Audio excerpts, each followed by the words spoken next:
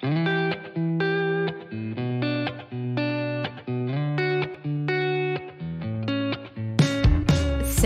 je suis Sandra et je te souhaite la bienvenue sur le podcast qui va te donner envie de réaliser tes projets et même tes rêves les plus fous. Notre mission, t'apporter de l'inspiration. J'échange avec des femmes qui ont osé s'écouter. Choix de vie audacieux, parcours atypique, projets fous, elles nous dévoilent tout sans filtre. L'idée, à travers chaque épisode, c'est d'adoucir tes peurs pour les remplacer par de l'audace et de l'enthousiasme. Du mouvement, du bruit, de la fumée, laisse-toi entraîner par les locomotives.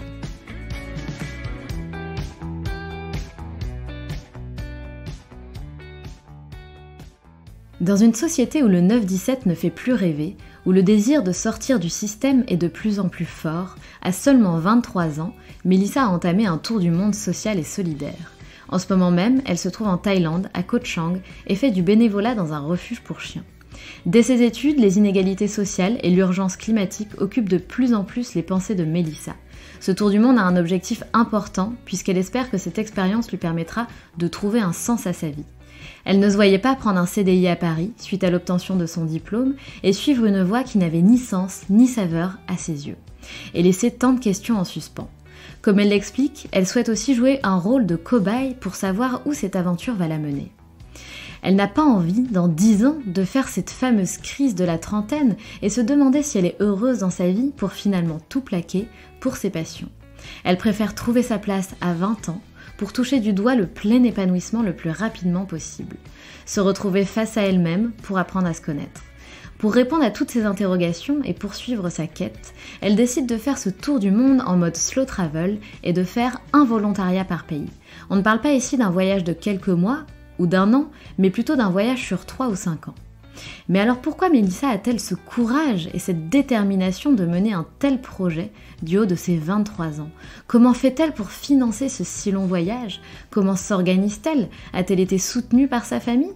Est-ce que cette expérience répond pour l'instant à ses attentes ? A-t-elle déjà trouvé des réponses ? Mais surtout, est-ce que ce voyage permettra à Mélissa de trouver sa place dans le monde ? Hello Mélissa ! Hello! Comment tu vas ? Ça va très bien et toi ? Écoute, je vais bien. Donc tu vas nous expliquer d'où tu nous parles exactement, où est-ce que tu te situes actuellement. Mais avant ça, est-ce que tu peux te présenter, Mélissa, s'il te plaît, en quelques mots ? Alors, donc je suis Mélissa, j'ai 23 ans et j'ai commencé il y a maintenant 5 mois un tour du monde social et solidaire. Exactement. Où te trouves-tu actuellement, Mélissa ? Alors, donc je suis en ce moment volontaire dans un refuge pour chiens à Koh Chang en Thaïlande. Donc je m'excuse à l'avance si vous entendez quelques aboiements, c'est le quotidien de la maison. Mais bon, comme on l'a dit tout à l'heure, c'est pas très grave, on adore les chiens et c'est pas grave si on les entend. Au moins on est en pleine immersion dans ta vie actuelle. Bon Mélissa, avant tout ça quand même, donc t'es toute jeune, donc c'est quand même assez incroyable de faire ce que tu fais aujourd'hui. Mais avant ça, on va bien évidemment en parler de ton tour du monde, de ta quête qui est incroyablement intelligente et réfléchie et bref, tu vas tout nous raconter. Mais avant ça, du coup Mélissa, c'est quoi un petit peu ton parcours ? Est-ce que tu as fait des études ? Qu'est-ce que tu étais prédestinée à faire ? Est-ce que tu avais peut-être une idée de ce que tu voulais faire dans ta vie ? Est-ce que tu peux nous raconter un petit peu tout ça ? Oui, bien sûr. Donc moi, à la sortie du lycée, je savais, comme la plupart du monde, je pense, pas trop ce que je voulais faire.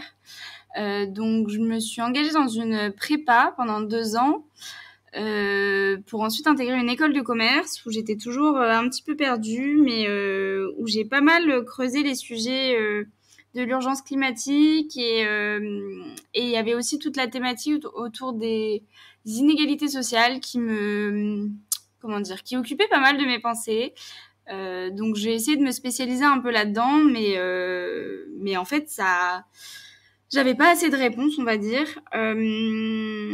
J'ai aussi creusé pas mal le sujet du féminisme à ce moment-là, que mon féminisme s'est vraiment renforcé, et j'ai aussi en parallèle fait un master en hôtellerie internationale, où pareil j'ai pas mal creusé le sujet de l'hôtellerie durable.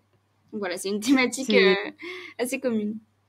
Ouais, mais tu vois, c'est incroyable parce que, en tout cas, ça fait du bien de voir que des jeunes comme toi s'intéressent autant que ça en profondeur, parce qu'on va voir que du coup, ton tour du monde est lié à toutes ces questions et ouais, toutes ces thématiques auxquelles tu t'intéressais.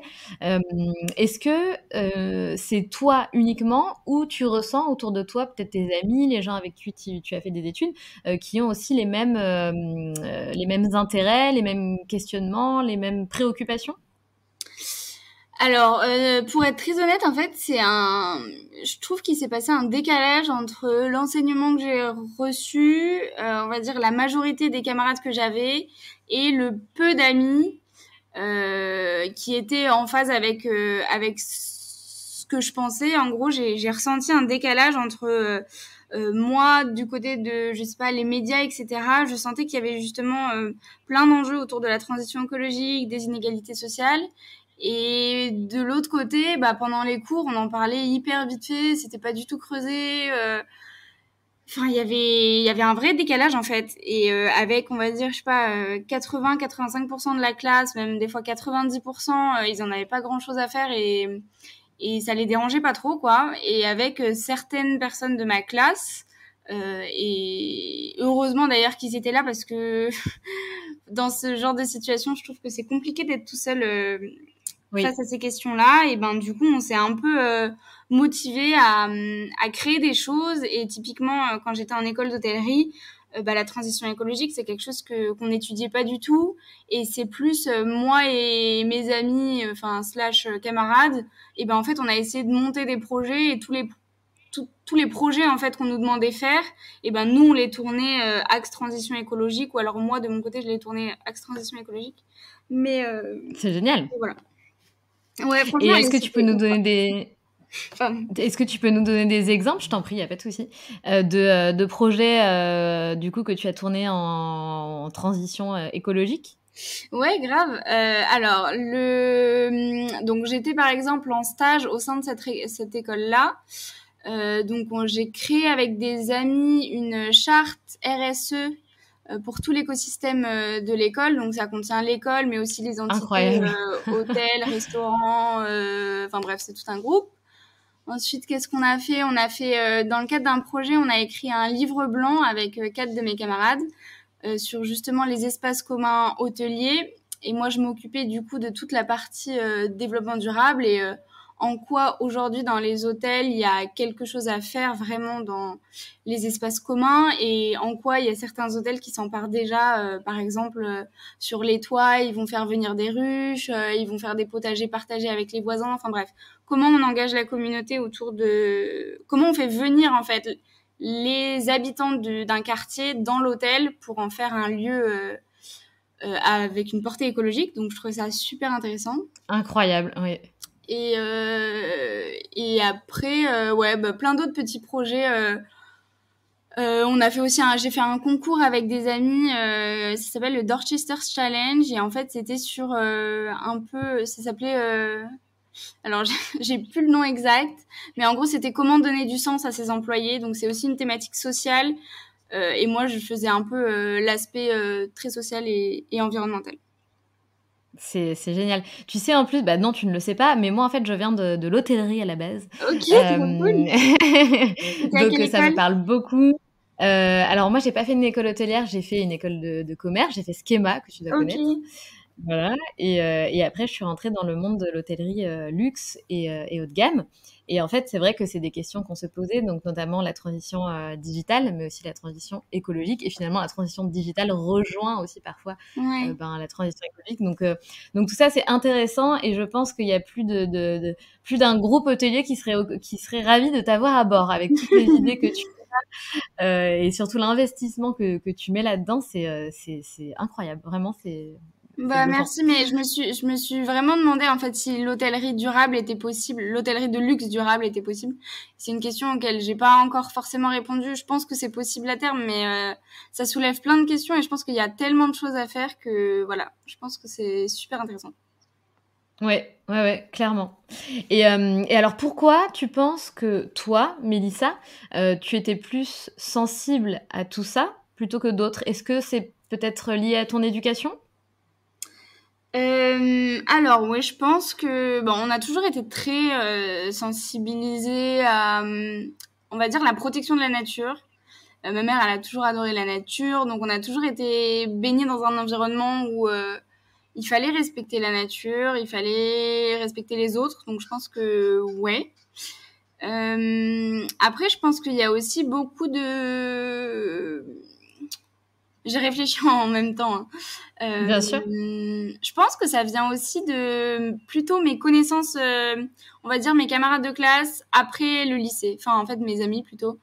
Des gens qui ont fait émerger... Enfin, moi, je dis souvent qu'on sème des graines quand on parle de transition écologique à des gens qui sont pas sensibilisés. Bah, moi, je pense qu'on m'a vraiment semé des graines au fur et à mesure. Des amis qui me parlaient de choses qui se passaient dans le monde où moi, bah, j'en avais pas forcément connaissance.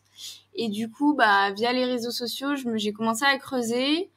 Et à partir enfin, quand tu commences à creuser, en fait, l'information, elle est là, elle est, Ah bah bien sûr, tu peux tu peux la pas la trouver. nier, ouais. Et ta vie, elle commence à changer doucement. Et en fait, je trouve qu'il n'y a pas forcément de retour en arrière. C'est un peu un truc de passion, quoi. Et à quoi tu fais référence quand tu parles de choses qui se passaient dans le monde dont tu as parlé? Alors moi, je pense que je suis venue à l'écologie, c'était des trucs genre la fast fashion, par exemple, les conditions sociales liées à la fast fashion, les Oui, conditions écologiques. Après, un petit peu, on en parlait en cours. Il y avait un peu des trucs clés, genre le coût écologique d'une production d'un jean ou des trucs comme ça. Mais de mes souvenirs, c'était surtout mes amis qui me parlaient, aussi mes amis végétariens. J'ai découvert le régime végétarien dans mes premières années d'école, je pense. Parce qu'avant, quand j'étais en prépa, je vais pas mentir, hein, c'était loin d'être dans mes premières considérations, on va dire. bien sûr. Et donc c'est arrivé après, et ouais, et ces amis-là qui m'expliquaient que bah eux, ils mangeaient plus de viande à la fois pour des raisons éthiques, environnementales enfin, éthique et environnementale. Et donc voilà, c'est venu petit à petit. Et en fait, quand tu t'intéresses à un sujet, je trouve que tu peux vite faire des liens vers d'autres sujets. Et ouais, moi, ça m'a trop intéressée. Donc j'ai commencé à creuser un peu tout ça. Eh ben, c'est génial. Et donc question, donc tu te commences à te poser des questions là-dessus, tu commences à creuser, à t'intéresser, à rechercher des informations de toi-même. Et il y a quand même un gap entre ça et partir faire le tour du monde pendant 5 mois. Donc comment, comment ça s'est passé exactement? Tu as eu ton master en poche et boum, tu as pris ton sac à dos, tu es partie? Non, alors en fait, faut revenir 1 an et demi avant. Avant, 1 an et demi avant mon diplôme, donc on était en mars 2020, je crois. J'étais encore en école d'hôtellerie. Et j'avais prévu de faire un stage à Bangkok, justement dans une compagnie hôtelière, pour travailler avec des architectes sur la conception d'hôtels durables. Donc un peu le stage de rêve que je rêvais trop de décrocher, Carrément. etc. Et en fait, une semaine avant le départ, Emmanuel Macron annonce que les frontières sont fermées, la pandémie éclate, enfin bref, tout le monde connaît l'histoire. Donc mon voyage est annulé. Et donc beaucoup de frustration. Et en fait, j'ai mis du temps, enfin du temps. En fait, non, j'ai rapidement compris que la frustration, elle venait pas du stage en question, parce qu'en fait, j'avais réussi à négocier un temps de stage beaucoup plus court. J'étais censée faire, je sais pas, 6 mois de stage. En fait, j'avais négocié 3 mois de stage pour pouvoir voyager 1 mois avant et 1 mois après en Asie. Et en fait, je me suis dit, mais Mélissa, t'as pas ton stage, bon, c'est très intéressant, blablabla, mais en fait, toi, ce que t'as vraiment envie de faire, c'est de voyager. Donc, pourquoi est-ce que quand le monde réouvre, est-ce que tu ferais pas un tour de l'Asie en sac à dos? Et je sais pas, ça devait être 2 jours après, je me suis dit, mais en fait, tant qu'à visiter l'Asie, pourquoi est-ce que tu ferais pas un tour du monde? Donc voilà, c'est l'histoire de la naissance de ce tour du monde. Et en plus de ça, c'est l'histoire aussi. Tu as dit une phrase qui était très belle. Tu m'as dit que le fait de faire un tour du monde te permettrait de trouver un sens à ta vie finalement. Ouais, complètement. Bah, du coup, en fait, je me suis dit, comment ça En fait, je trouve que c'est cette question-là et cette pression aussi de la société de trouver de trouver le job de ses rêves, etc. Moi, j'avais pas envie de suivre. Je me voyais déjà en fait à la fin de mon diplôme. devoir prendre un CDI, je sais pas, à Paris ou à Lyon, dans une grande boîte, les choses un peu où on attend tout le monde, quoi. Et alors que moi, en fait, j'avais aucune idée de ce que je savais, enfin, de ce que je voulais faire vraiment. J'avais fini mon diplôme avec une alternance, donc je connaissais un peu le monde professionnel, mais en fait, j'avais envie de tester plein de trucs. Et j'avais un peu envie de fuir justement cette pression de la société qui me disait bah voilà, il te faut faire un CDI dans une grande ville, que t'aies ta petite vie bien rangée, etc. Moi, j'avais trop envie de prendre mon sac à dos et d'explorer tout ça parce que comme je le disais avant, bah mes études, elles m'avaient fait éclore tellement de questions et je me suis dit, il y avait aussi quelque chose que je m'étais dit, c'était que j'ai eu la chance du coup je sais que c'est un privilège de naître en Europe, d'avoir une éducation, d'avoir pu faire des études supérieures, etc. J'en suis super reconnaissante. Mais je sais aussi que j'ai eu une éducation européocentrée. Et comme moi, les enjeux qui m'intéressaient, c'était les enjeux environnementaux ou les conséquences, par exemple, du réchauffement climatique, on les voit aujourd'hui dans les pays en développement, bah, j'avais envie d'aller voir par moi-même ce qui se passait et pas d'être forcément biaisée par on va dire, un enseignement ou une communication européenne ou occidentale. Donc voilà, j'avais envie Ouais. d'aller voir par moi-même. Tout à fait. Et je pense que ta parole est représentative aussi de beaucoup de jeunes diplômés aujourd'hui. Donc tu expliques, j'ai adoré quand tu m'as expliqué ça, tu me dis, moi je suis aussi un cobaye pour voir à quoi cela va me mener. Est-ce que finalement tous ces voyages, c'est un moyen de trouver ta place dans le monde? Ça, ce sont tes mots que je reprends. Et je trouve ça incroyable. Et tu as raison, aujourd'hui, on est dans une société, surtout vous, les jeunes diplômés, mais même nous, les trentenaires, on a envie de sortir du système, on a envie de sortir du 9-17 heures, on n'a plus envie de donner corps et âme pour un employeur qui nous donne peu de reconnaissance et pour lequel on a une boule au ventre pour lui demander de poser 2 semaines de vacances. On a envie de créer notre liberté financière et de trouver en fait ce qui nous anime au quotidien, quoi. Ouais, exactement. Et moi, pour être très honnête, c'est un peu mon entourage, on va dire la génération un peu au-dessus de moi, donc justement les trentenaires, où je me suis dit, en fait, j'ai pas envie d'avoir une crise de la trentaine ou une crise de la quarantaine à me demander, parce que c'est souvent ça, en fait. Une Oui, crise tout de la à fait. trentaine ou de la quarantaine, c'est de se dire, bah, au final, est-ce que je suis heureux dans ce que je fais? Bah finalement, depuis que je suis petit, j'ai rêvé d'être jardinier. Bah vas-y, j'abandonne tout et je suis jardinier. Sauf qu'en fait, quand t'as Exactement ça. 30 ou 40 ans, les contraintes, elles sont beaucoup plus grosses. T'as des enfants, t'as potentiellement C'est une vrai. maison à payer, etc. Je me suis dit, moi, j'ai envie d'avoir une crise. Enfin, j'ai pas envie d'avoir une crise de la trentaine, ou du moins, j'ai envie d'avoir une crise, je sais pas, de la vingtaine. Et comme ça, bah en fait, je suis tranquille. Je pars du principe que, enfin, en fait, je pense que voyager, ça m'aide à trouver ma place parce que je pars du principe que suivre ses passions, c'est un moyen sûr d'aller à la poursuite de son bonheur, en fait. Et je dis que je veux être un peu un cobaye parce que je veux aussi montrer que c'est pas facile tous les jours, mais que en fait, je pense que c'est forcément un pari qui va être gagnant dans le sens où je me rapproche d'activités qui, moi, me font vibrer mon cœur tous les jours. Là, par exemple, je suis dans un refuge pour chiens en Thaïlande. Ben oui, il y a plein de contraintes liées, voilà, je sais pas trop comment je vais voyager le mois prochain, le Covid, etc. Mais franchement, tous les jours de ma vie, je me dis, c'est le meilleur choix que j'aurais pu faire, quoi. Mais c'est génial, tout ce que tu dis, Mélissa, c'est génial. Et je rebondis sur ce que tu as dit. Tu as dit, moi, je veux pas faire une crise de la trentaine. Bah, c'est marrant parce que moi, je me disais, moi, je veux pas faire une crise de la quarantaine. Et tu vois, chaque génération apprend quelque chose à la génération qui arrive.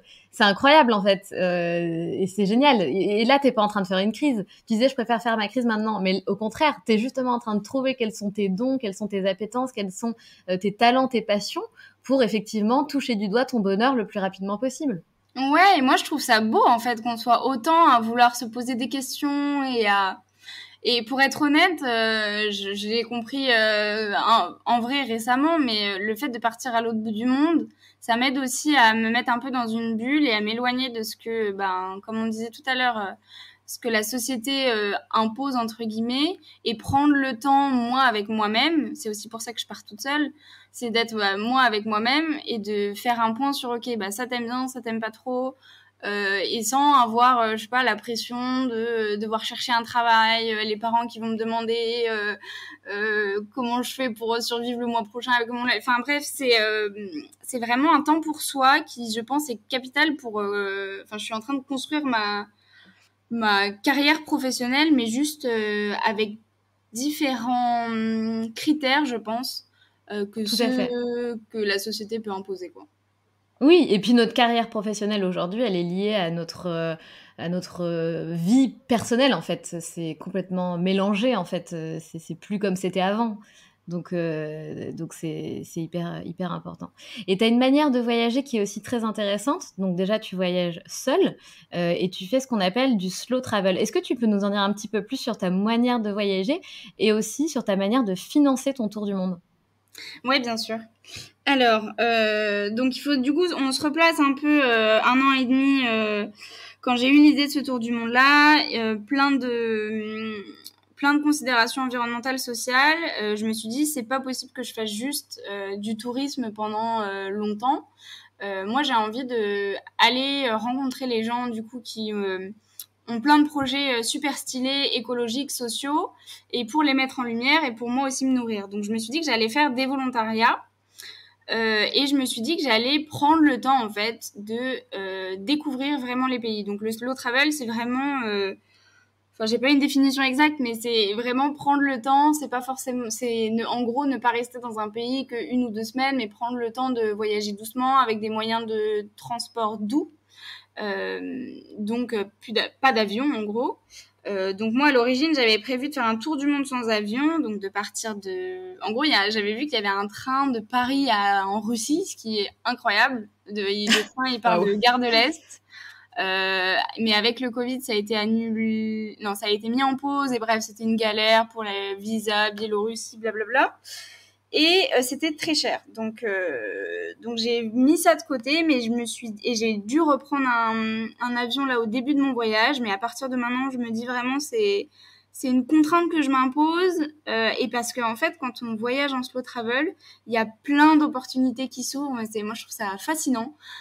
Par exemple, j'ai découvert l'existence du bateau stop. Donc là, c'est vraiment un objectif dans les prochains mois, c'est de faire mon premier bateau stop. Donc en fait, tu peux rejoindre des voiliers, des skippers qui font des traversées, que ce soit professionnels ou particuliers, et tu montes sur le bateau, donc c'est un peu le système de volontaire, quoi. Tu aides quelques heures par jour, et ils te font la traversée, et enfin, généralement, tu dois aussi donner un petit peu d'argent juste pour qu'ils te donnent la nourriture, mais bref, je trouve que c'est des expériences incroyables qui valent la peine d'être vécues.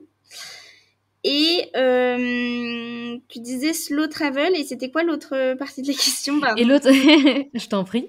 Et l'autre question, c'est comment est-ce que tu finances ton tour du monde? Parce que oui. ce que t'as pas expliqué aussi, et dont tu vas nous parler juste après, du coup, cette question de comment financer ton tour du monde, c'est que tu fais un volontariat par pays. Mais du coup, ça ne te rémunère pas.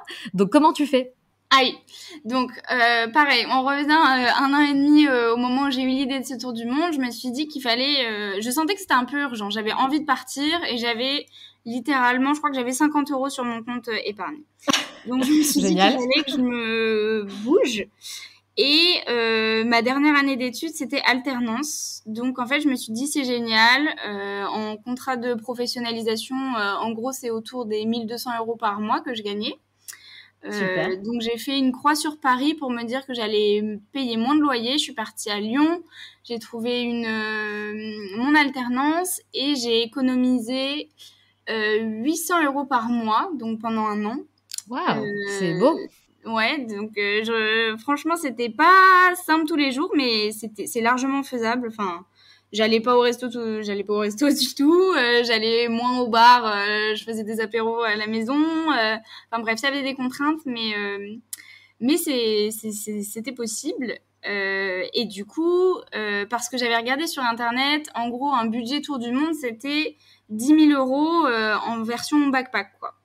Sauf que je sais pas pourquoi, en fait, généralement les tours du monde c'est à peu près autour d'1 an, c'est ce qu'on voit. Enfin, les données du monde c'est pour 1 an. Et sauf que moi, mon tour du monde, dans ma tête déjà, il n'était pas du tout prévu pour 1 an. Quand tu voyages en slow travel, tu prends pas l'avion, donc faut prendre le temps de traverser les pays et les continents. Donc moi, dans ma tête, mon voyage, il va durer entre 3 et 5 ans.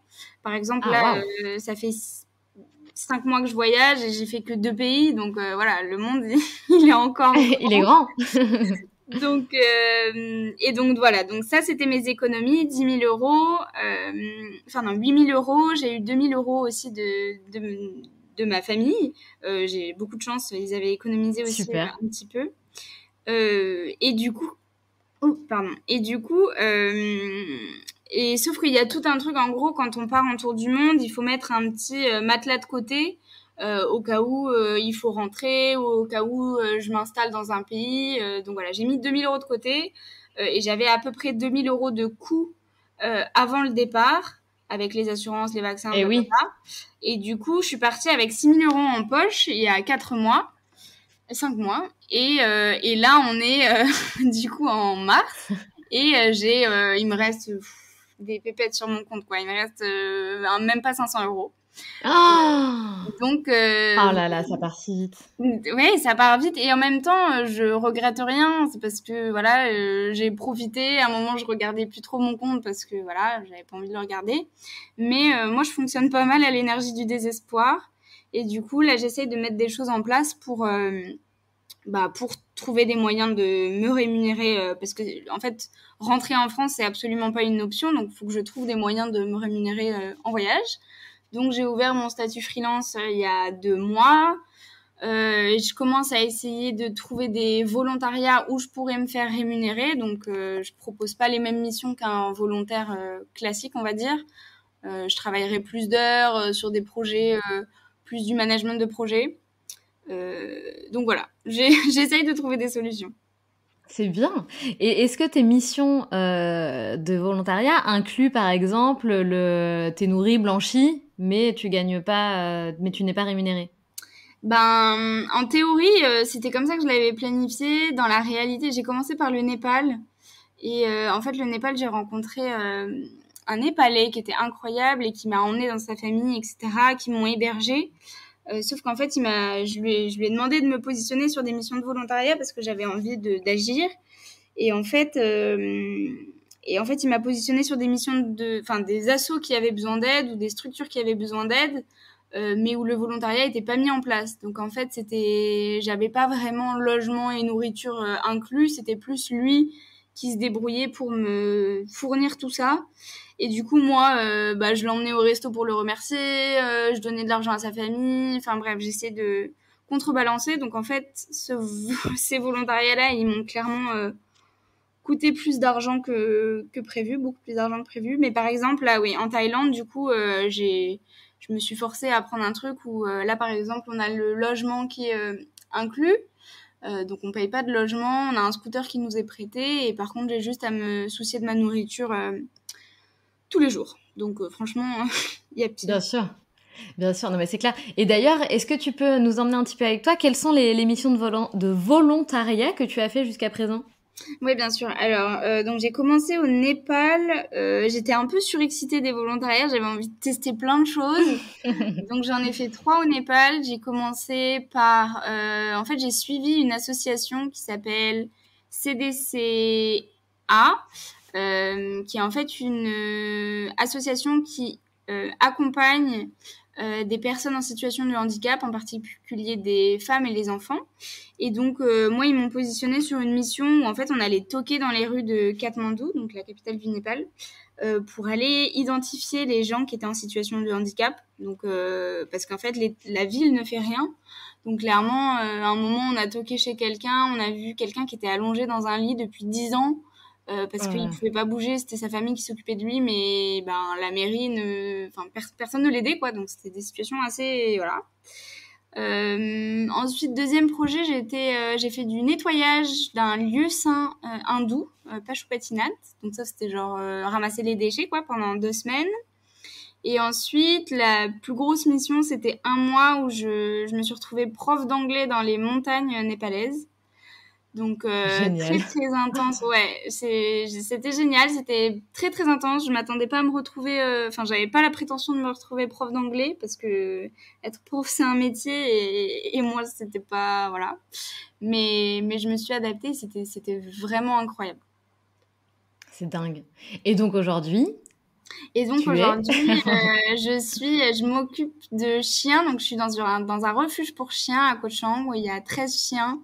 Anciennement victimes de violences, d'accidents ou abandonnés. Et du coup, voilà, on passe notre quotidien à les promener, à les nourrir et à leur faire des câlins. Donc c'est franchement un des meilleurs jobs que j'ai jamais eu. tu m'étonnes. Et il y en a plus d'une qui doit t'envier, c'est certain, ou qui va t'envier en écoutant ton témoignage. En tout cas, c'est bluffant, Mélissa, t'es toute jeune. Je pense que tes parents doivent être hyper fiers de toi. En tout cas, tu peux l'être. Enfin, moi, je trouve que c'est incroyable ce que tu fais.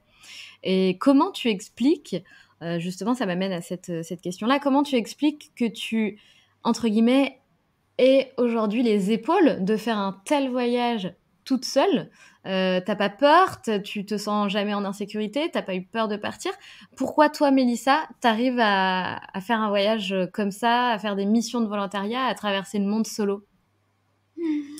C'est une grande question.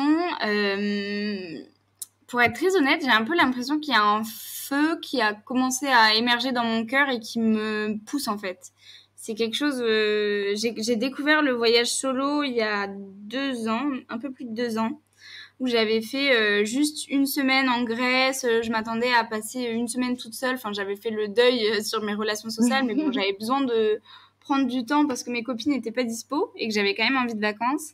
J'ai fait des rencontres incroyables qui m'ont montré en fait à quel point voyager solo c'est jamais être toute seule. Vraiment, même les fois où tu veux être le plus seul, c'est là généralement où t'es le plus entouré. Enfin, c'est incroyable de voyager toute seule et surtout enfin moi ça m'a énormément aidé à mieux me comprendre, à savoir ce que je voulais, à savoir qui je voulais être et du coup en fait pour moi il y avait qu'une option possible quoi, prendre son sac à dos, prendre son caméscope et aller découvrir le monde et je voyais pas en fait comment dire, j'ai des amis, de la famille, enfin je me considère très bien entourée, mais ce projet-là c'est moi qui l'ai dessiné dans ma tête, j'en rêvais toutes les 5 minutes et du coup je me suis dit ça n'a aucun sens de partir avec quelqu'un qui sera moins motivé que moi parce que ben déjà c'est pas juste, c'est pas son rêve à lui ou elle, donc voilà, chacun poursuit ses rêves et puis j'ai envie vraiment de designer un truc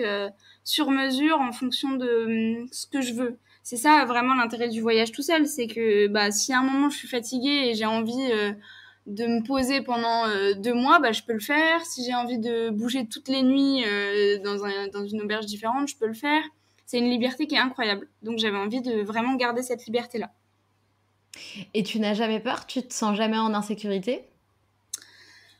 Alors, quand on est en voyage, enfin moi quand je suis en voyage, j'ai un comportement qui est un peu différent de celui que je vais avoir en France parce que je connais pas l'environnement, donc je vais être un peu plus, enfin tout de suite de nature plus prudente.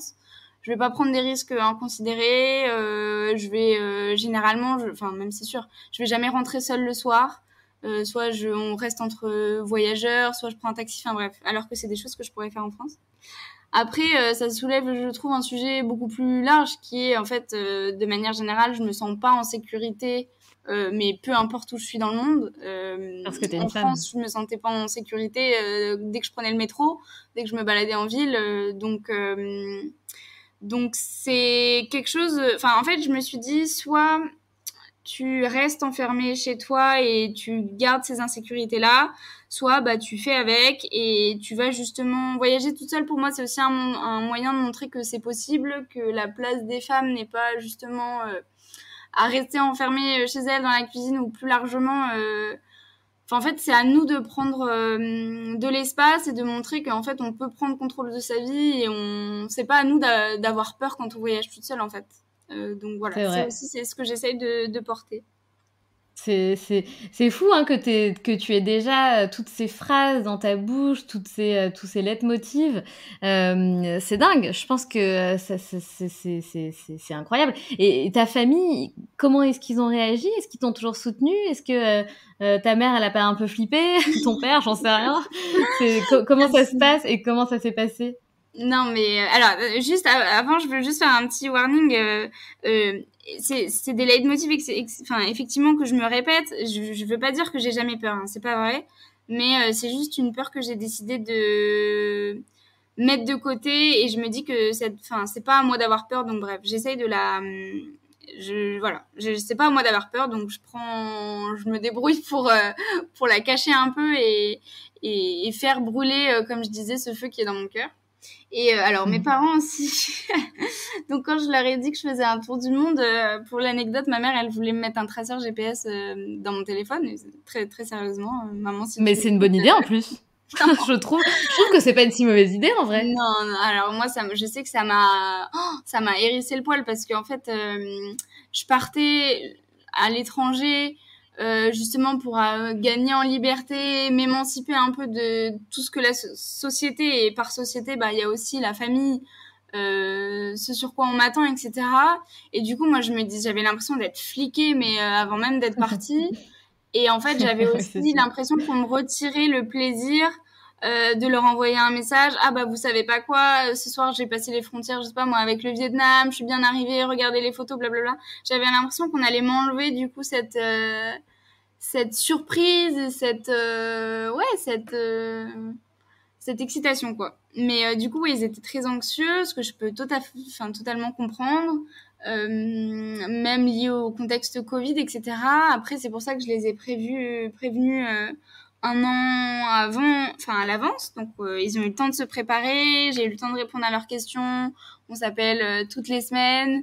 On se parle presque tous les jours. Enfin, et en fait, quand ils voient mon bonheur, c'est leur mot. Hein, quand ils voient à quel point je suis heureuse et à quel point ce mode de vie me correspond, je pense que leurs angoisses, elles se sont vite apaisées en fait, parce qu'ils ont vu qu'il n'y avait pas tant de raisons que ça de stresser. Et alors, est-ce qu'aujourd'hui, tu es plus heureuse que ce que tu ne l'étais? Ah ouais, mais franchement, je pense que le voyage, de manière générale, ça m'a sauvée. Non pas que j'étais dans un état, je sais pas, dépressif ou quoi, mais ça révèle en fait, ça me permet vraiment de comprendre très sincèrement qui je suis, ce que j'ai envie de faire, et aujourd'hui, comment dire, Ça te je permet vis d'être vraiment. toi aussi. Ouais, en fait, tous les jours, je me dis, Mélissa, qu'est-ce que tu as envie de faire aujourd'hui? Qu'est-ce que tu as envie de construire? Là, en ce moment, les projets, ils bougent pas mal autour de moi. Rien que choisir des volontariats, ça me permet d'explorer aussi un peu ce que j'ai envie de découvrir. Enfin, c'est une liberté qui est folle, même de décider dans quel pays on veut aller dans une semaine. Je trouve ça incroyable. Et moi, ouais, franchement, ça me remplit de joie, et j'ai encore plein de projets pour la suite. Enfin, j'ai jamais été aussi heureuse. Hein. Bah franchement, c'est génial, c'est incroyable. Et puis ce challenge de trouver comment tu vas financer la suite, etc., ça fait partie de ces fameuses épreuves qui se transforment finalement en challenge et qui rend l'aventure et le chemin encore plus excitant, quoi. Ouais, complètement. Et c'est aussi la volonté de montrer que je sais que j'ai eu une éducation, en particulier les écoles de commerce, ça coûte vraiment un bras. Et, Ah là là, ouais. et je sais que j'ai eu de la chance de faire ça, mais en fait, j'ai aussi envie de montrer que le voyage que j'ai construit, en fait, il peut se faire avec un budget qui est, enfin, pas tout le monde peut le faire parce que bon, tout le monde a des vies différentes, etc. Mais moi, je l'ai fait avec un salaire de 1200 € par mois et j'avais aucune aide à part la CAF et ma prime d'activité, quoi. Donc, c'est aussi montrer que quiconque veut partir à l'aventure, même si c'est pas pour 5 ans, ça peut être pour un mois, et en fait, c'est faisable. Et voilà, c'est un peu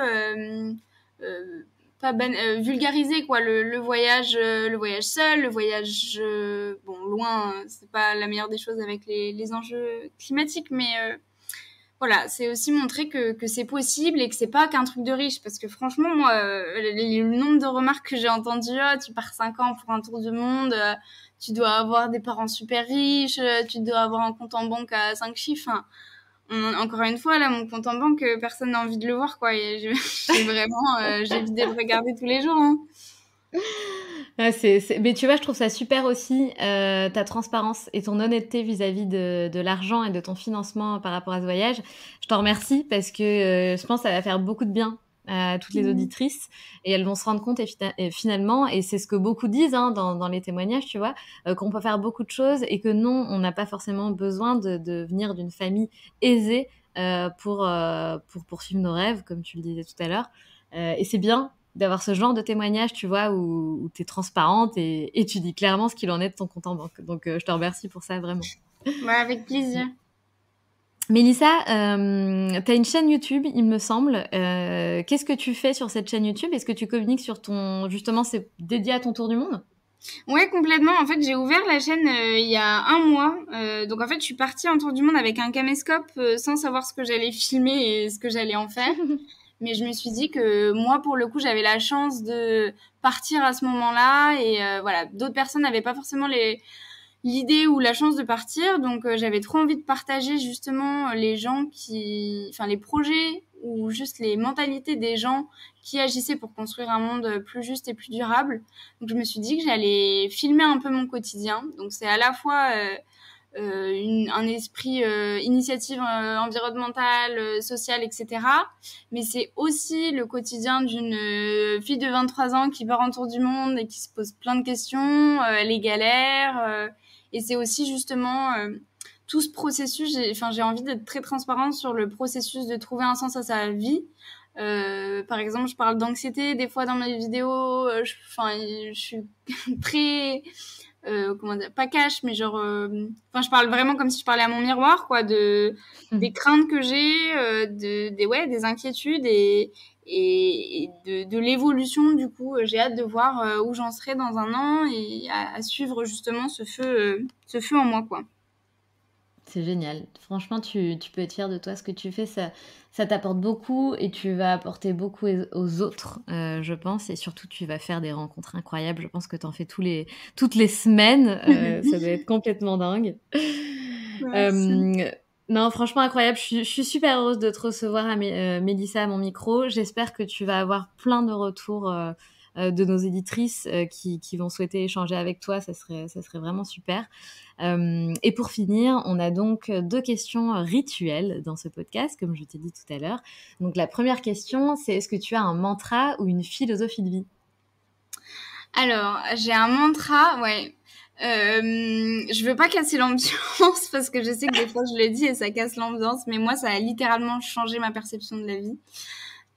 C'est on est tout seul et on meurt tout seul. Donc je m'explique quand même. En gros, c'est le principe de se dire dans la vie, littéralement, on est tout seul et on dort tout seul le soir. On est tout seul avec ses pensées dans son lit, même si voilà, on a un chéri, des copains, etc. On pense tout seul et on va mourir tout seul, c'est une réalité. Donc en fait, la vie, elle vaut le coup d'être vécue littéralement que pour soi parce qu'on ne pourra jamais faire des suppositions sur ce que son entourage voudra qu'on fasse ou voilà les attentes que les autres ont de nous. En fait, ça, il faut vraiment s'en séparer et vivre une vie à 100% juste pour ce qui nous anime nous. Je pense que voilà, c'est quelque chose qui a un peu changé ma vie. Donc si ça peut aussi faire écho à certaines personnes, je le diffuse. Oui, mais c'est très puissant et pour te dire, moi, il y a quelque chose donc ça rejoint totalement ce que tu viens de dire. Je dis toujours que ça sert à rien de construire une vie en fonction de ce que ta famille, de ce que tes parents souhaitent, puisqu'à un moment donné, tes parents ne seront plus là et tu te retrouveras toute seule dans ta culotte avec la vie que tu as créée, construite pour toi. Et si Exactement. c'était voilà, donc tu vois, moi c'est quelque chose que je rabâche aussi, donc je trouve c'est super, c'est hyper puissant ce que tu dis, Et puis, c'est juste très pour vrai. compléter, je trouve qu'il y a aussi, moi je le vois par exemple avec mes parents, j'aurais pu faire plein de suppositions sur ce que je pense que mes parents auraient voulu que je fasse. Et en fait, là, quand je vois, eux, leur bonheur, quand ils me voient, moi, heureuse, je me dis, en fait, ça, c'est moi qui l'ai construit et j'aurais pas pu le prédire, quoi. Donc, en fait, je pense que le bonheur, il est beaucoup plus puissant qu'on peut imaginer. quand on fait quelque chose qui nous tient à cœur, on le voit tout de suite, les gens passionnés, il y a des foules qui les suivent, quoi, parce que ils dégagent quelque chose de hyper, c'est des aimants. Donc, en fait, je pense que c'est vraiment que ça qu'il faut suivre. C'est vrai. Et que de toute façon, que nos parents, ils seront heureux si on est heureux au final. Peu importe ce qu'ils attendaient de nous à la base. Exactement. Donc, non, c'est super. Parler avec toi, Mélissa, c'est un vrai bonheur. Qu'est-ce que tu voulais faire quand tu étais petite fille ? Quand j'étais petite, j'ai voulu arrêter, je crois que c'était l'école primaire pour devenir caissière, il me semble. Et après, ma grande passion, c'était je voulais être cuisinière. J'ai toujours adoré la nourriture. Je suis vraiment une grande fan de tout ce qui est en lien avec la nourriture. Donc, c'est aussi pour ça que j'ai suivi un peu mon cœur et j'ai fait une école d'hôtellerie. C'était un peu lié. Et donc, est-ce qu'aujourd'hui, tu as l'impression de, par exemple, ta passion pour la cuisine, est-ce que tu as envie de visiter de différents pays pour aussi tester leur culture, leur nourriture, t'imprégner de tout ça finalement ? Ouais, carrément. Je trouve que c'est un moyen incroyable de découvrir des nouvelles façons de cuisiner et aussi de rencontrer surtout des nouvelles personnes. Là, par exemple, je suis dans un volontariat où il y a une Australienne, une Bolivienne, une Espagnole, une autre Française. Et des Argentins, donc en fait on se fait tout le temps des plats ensemble, c'est un hyper bon moyen de partage en fait, et aussi il y a la moitié de la maison qui est végane, donc c'est aussi pareil un moyen de découvrir d'autres façons de cuisiner, de voir que c'est pas si difficile que ça du tout et que c'est super bon. Enfin, je trouve que c'est un moyen d'ouvrir l'esprit qui est incroyable, la nourriture, et un moyen de réunir les gens aussi, donc je trouve ça trop bien. Mélissa, je te le redis une dernière fois, c'était vraiment un bonheur de t'avoir à mon micro. Ouais, c'est un bonheur partagé. C'est génial, je suis très très heureuse de t'avoir trouvée sur les réseaux. Je te souhaite une très belle continuation dans ta quête et dans ce voyage incroyable. Et puis je te dis à très bientôt.